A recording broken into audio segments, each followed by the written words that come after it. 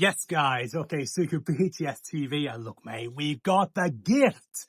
We've got Mr. Saturday Night, 7-time Olympia champion, Gymshark athlete. I had to get him at the event. It's Phil Heath. Phil, man, you all good? I'm great. Phil, you won't remember, mate, but actually, we were in the same team back in Muscle Tech.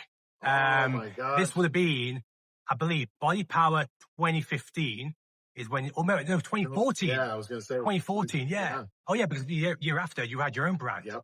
2014, we were on the same team. Man, that was time flew by. Like 11 years ago. Yeah. Man. Good times, man.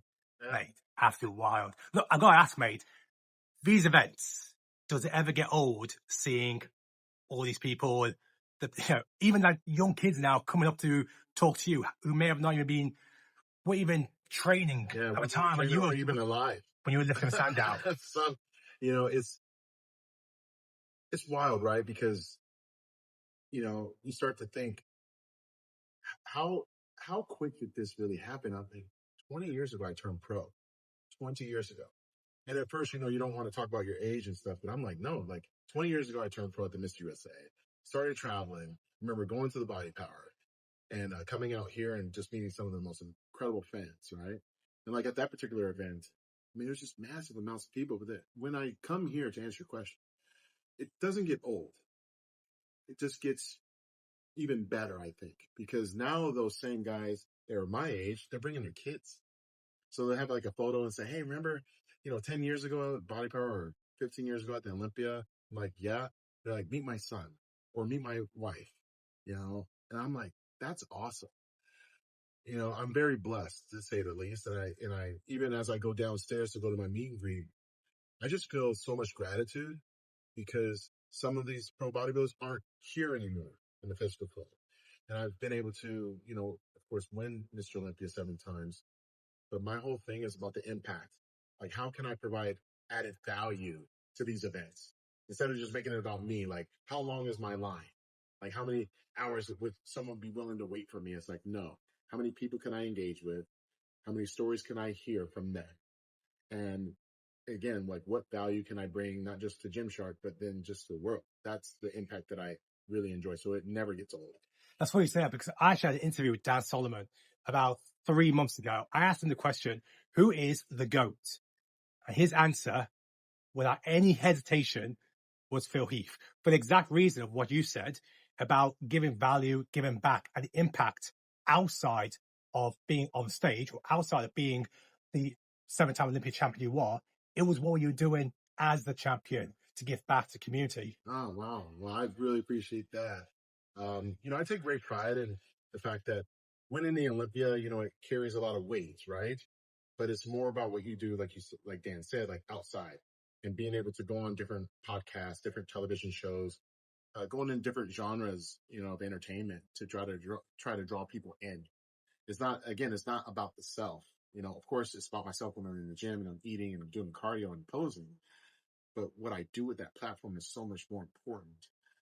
Because you're trying to lead with an intentional focus on, hey, I have high values, and whoever else wants to be that champion, you have to have that same mindset.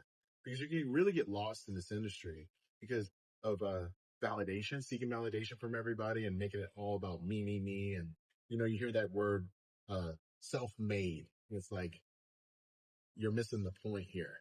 You got to think about the other people that draw inspiration from your story that you might not ever meet, shake their hand, or even get their DM.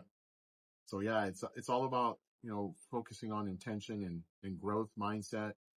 And really at the end of the day, making sure that you can expand, because if you can't expand past the gym, you're really not creating that impact for others to really experience true joy and happiness in that gym. A lot of people deal with a lot of crazy stuff in their mind and their work life, and they go to that gym with the unknown, right? Like, they could have like the worst day of their life and they're like, well, maybe I should go to the gym and go for a walk, or maybe I just want to lose weight, or maybe I lost a friend and I just need to crank out some bench press or something. Or maybe I'm getting ready for a show and I'm really nervous, but I can see a guy on the wall that won the Olympia or won it could be the British champion, whoever it could be. Maybe that bikini model that's on that wall, like this lady says, maybe I could, maybe not look like her, but maybe I can have the values like she has of, eating right and taking care of her body and mind. So bodybuilding just does so much, so I think it's really important that we, we focus more on what we can give back than what we can take in. We're talking about giving back. It's like you read my questions. If someone only remembers one lesson from your career, what do you hope that is? That this isn't your practice life. So you have to be so focused on everything that you do. You shouldn't have very many wasted days, and you can't have wasted moments either. So your conversations need to be more fruitful. You need to be mindful of the nonsense, like the noise that you hear, whether it be through your music, whether it be through the television that you watch. You should be really focusing on like a 80-20 principle of saying like, there's going to be noise in my life, but how much more educational content that I can learn about. If it is entertaining, like it's something that really brings joy to my life. But those are the things that I think that even I missed out on because I was so focused on just one thing, winning the Olympia. But it took me a while to recognize it's not about winning the Olympia. It's about the personal growth of understanding hard work, dedication that could be reapplied in other areas of my life. And to summarize, it's like, this is not my practice life. I only get so many days of this life. I don't know how many days I have. So I'd rather be known for this guy was really passionate. He was highly competitive with himself. And he smiled even when he was crying because he knew that he was living. I mean, I think when anyone thinks of Phil Heath, I think of legacy. Like you can't, you search the word legacy in the dictionary, you're going to see a picture of Phil Heath. How do you want your legacy to be remembered beyond the Sandals, beyond the trophies, beyond the Olympia stage, but as a person? Wow. That he was a man that truly believed in God and that the gift that he received, he actually used it, not just for himself, but to honor his creator. And that he was flawed, but he was also loved. And he just wanted to exude every ounce of energy to just being at peace, with his work, with his family, with business, and just with life. That he did not want to waste a day. That's really what a legacy is to me, that he didn't want to waste a day, that he believed in God, and that he was trying his best to be a devoted Christian, even though I sin and I stumble, but I was authentic and I was generous. And that's what I would hope that I can, make my legacy, because titles and stuff like that won't matter. None of that will really matter when it's all said and done. What will really matter is the values that I really did exhibit, not just the words that you say, that you declare, but did I actually do it? Did I actually help people? Did I actually care? And did I actually show accountability when it was tough and reduce the ego as much as possible? And again, just being gratitude, man. Yeah. I think, yeah, look, that was on point. I want to touch on rivalries. Yeah. Look, there's no doubt there's plenty of storylines going around Olympia 2025. Nick versus Derek, Ali versus Ryan Terry, so on, Terrence with Mike. I want to ask about your battles with Kai Greene, were some of the most iconic in bodybuilding history. Yeah. Looking back now, do you see him more as your greatest rival or someone who pushed you to discover a deeper version of yourself? I think he was more of a rival because he was a combination of both. He was my best rival because after losing to him in 2010 at the Arnold Classic, I was really upset because I was up by 3 points after prejudging, and I lost by 7 points total, which I won't say I got robbed. I just felt like it was a missed opportunity for me. I don't know what they were thinking, but there was nothing I could do about that outcome other than tell myself I will never lose to this man again. And I was on a mission to make that so. Although he never beat me again, he was right there. And yes, did he push me? He reminded me that if I was having my worst day, I could have the worst day of my life. He reminded me that he was working hard, that he was very, very intentionally focused on dethroning me. And I was very focused on making sure that the predator always dies. And just like in the movie, and having fun with it.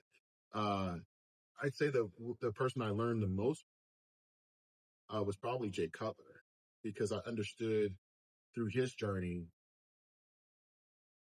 going after it with Ronnie Coleman, becoming Mr. Olympia, then losing to Dexter, and then regaining the title. I got to see like the business side of it, and I got to see, with regards to business side, you get to see how sponsors treat you different when you win, when you lose, and then when you win again. And I saw how fans treated them as well. I got to see how people in the industry, the insiders, even the judges, how they treated them. And I was like, that's very valuable, because that could actually happen to me one day. And in some aspects it did, with fans, with sponsors, with, judges and et cetera.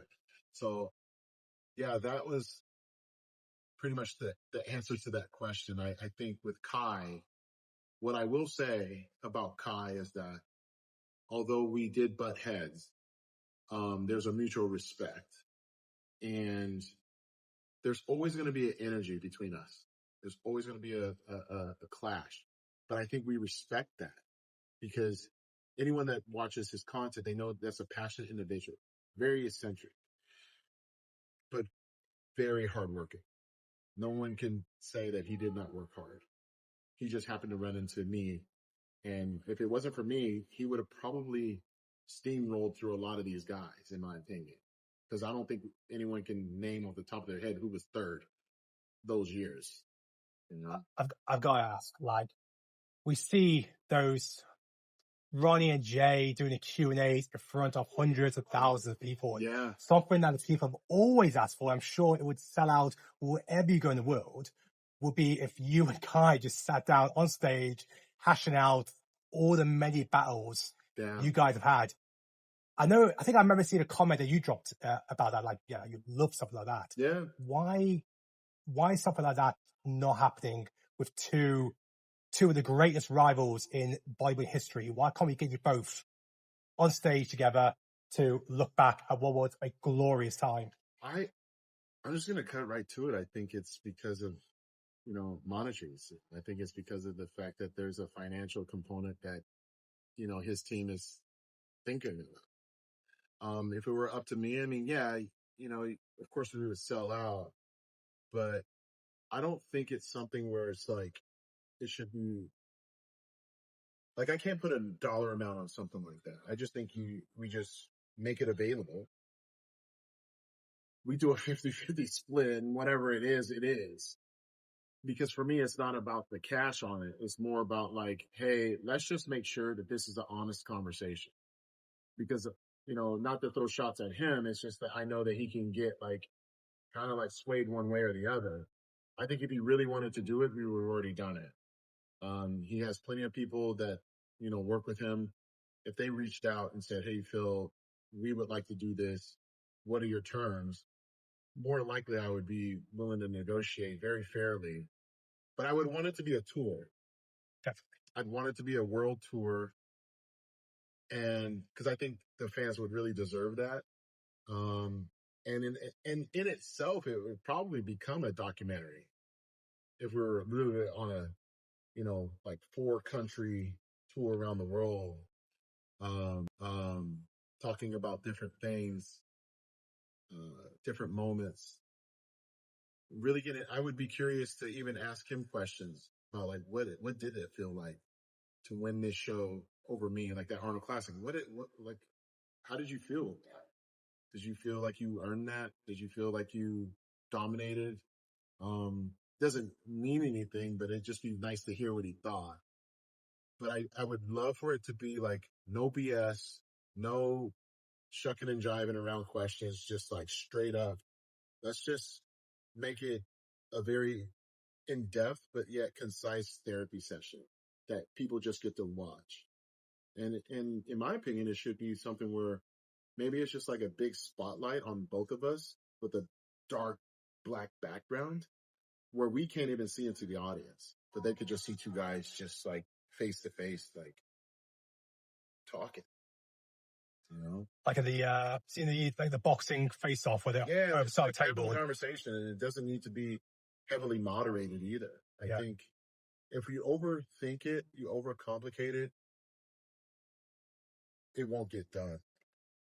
And I think it is something so delicate because of our two personalities that if it's not done right and really intentionally focused on giving value to the fans, they'll F it up. You know, they'll really make a mockery out of it. So I don't necessarily think it should be just based on financial benefit. I think it should be based on just pure authenticity and overall commitment to just being honest and authentic. You mentioned about your good mate, Jay Cutler. Yes. I have to bring this up because on the Cutler cast, Yes. about 3 weeks ago, him and manager Matt believed that you might be coming back one day. I have to ask them because either one brought it up. Oh, yeah. And then that's Milos fine. mentioned again on the Mayor's podcast with Dennis James. Oh, okay. So what needs to happen for that to come into fruition, that Phil Heath could come back one last time? Yeah, Mike.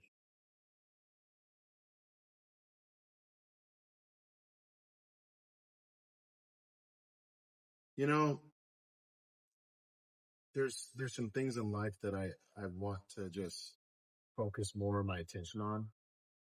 And one of them is becoming a father. I really believe that I've given some really good years of my life to the sport, and I was definitely rewarded for my effort. But one thing that is for sure is that my wife and I deserve to actually make that attempt to try to have a kid. So yeah, like let's say I had a kid and it's 2 years old or something like that. Now I'm pushing almost 50 now. Does that even make sense? And I don't think it makes sense. I'll be honest. I'm just gonna be honest, man, because I shouldn't even lie about this. I think there should have been a real hard conversation of like, hey, we're willing to pay you to come back because I'm giving up certain business to put that on hold, certain other things to put on hold to go do a show that makes them a lot of money. Because let's face it, they could say, well, the Olympia will sell the same amount of tickets. It's like, yeah, but you could probably charge 3 times the value, you know, because you're seeing someone that has the potential chance of doing something that no one in the world can do. No one in the world. Think about it. There's not a 7-time Mr. Olympia lingering around. So just the idea of being able to see that, even if they wanted to see me lose, I think there would have to be a conversation. So I think, and I told Matt and I told Jay, I'm like, they'd have to pay me to come back. And I know they won't pay. So as that time goes, I get older and less interested. So yeah, I mean, and I know the fans are probably like, why would they have to pay you? Like some fans actually get it. It would be like asking Tiger Woods to go do an internet, like an invitational. He gets paid to go to Dubai and go golf, right? Whether he wins or loses. Why is that so different with bodybuilding? But, I think everybody should remember that I won Mr. Olympia 7 times and I did something that even Arnold, Lee, and Ronnie didn't do. And that is win a 2-day Olympia. And I won it 7 times. It's very difficult.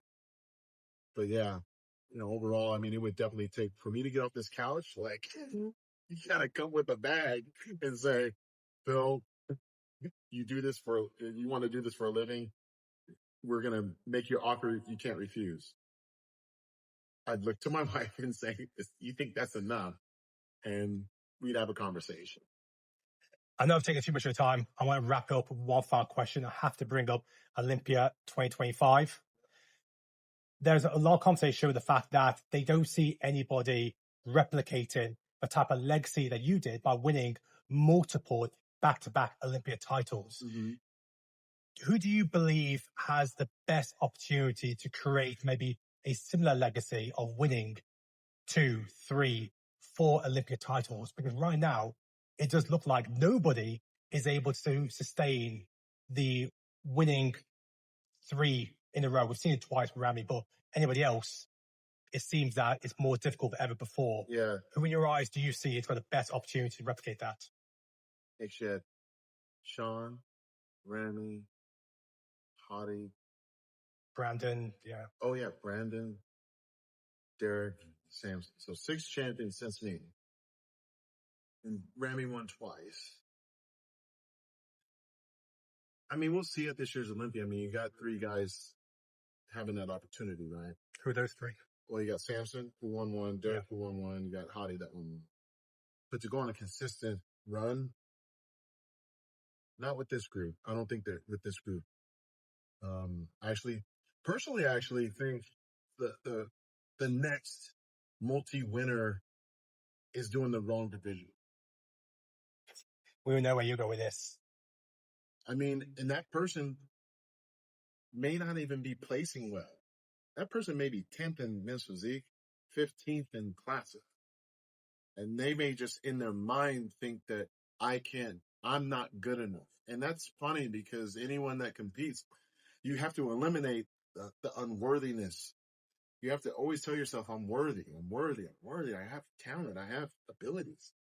But when you waste time in a category that you're not willing to do, like, oh, I'm only doing this to make myself feel comfortable because I get a pro card and I can blend in, you're doing yourself a disservice. So I think it's going to take quite a long time before we see another, I won't say another Phil Heath because there won't be another Phil Heath. There won't be another Jay Cutler. We'll just see the next person that does the open division that has that ability. It's going to take a strong, very strong mind also, and emotionally intelligent person, because we live in a social media era as well, where influencers make more money than top bodybuilders. So if you had a 20-year-old phenom, and if that phenom came to me and they say, well, what do you think? And I'd say, well, are you doing this for money or legacy? And there's no wrong answer because people have bills to pay. They have families to support, right? So I understand that. But that's the landscape, is that we're dealing with an industry that, yes, the prize money is incredible. That's just for one person. And then the sponsors don't pay the same. The sponsors pay influencers more than some bodybuilders. See how that works? So now it's discouraging the youth to even want to do open, because in their mind they'll say, well, I can't do that, but I can do this. I can hold up a camera and I can flex and I can talk about my journey and actually make money. So I believe until the industry actually has like a different platform that can actually provide like a true living, not as like a bodybuilder being like this entrepreneur that has to go find money elsewhere, but they can find it within the industry, like within the federation, we won't see that 7 times. We won't see that 6 times, because tell a guy that gets paid like $500,000 repping a brand that he can just do a couple of these, and what's the motivation there? Because these kids nowadays, like look, we see it. So it's hard to sell. It's hard to sell kids on anything right now because they say, oh, I just want to be on YouTube. They don't say, oh, I want to be Mr. Olympia. I just want to be on YouTube. So influencer versus competitive bodybuilding. You don't see very many influencers want to be a bodybuilder because they know that your camera is your camera. When you're a competitive bodybuilder, it's their camera and you're being adjudicated. It's tough. It takes a lot of grit, man. You know, you got to be willing to be scrutinized like never before. And that's your job. You know, everybody wants to be liked on social media. When you're a competitive bodybuilder, you just want to be respected for the hard work. And you have to deal with disappointment every single time you compete. Because even a judge may look at you and be like, I didn't really have you win it.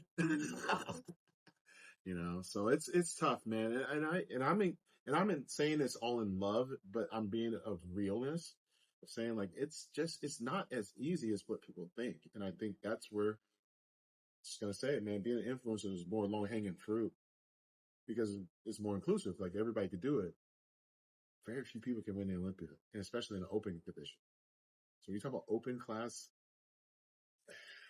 takes a lot.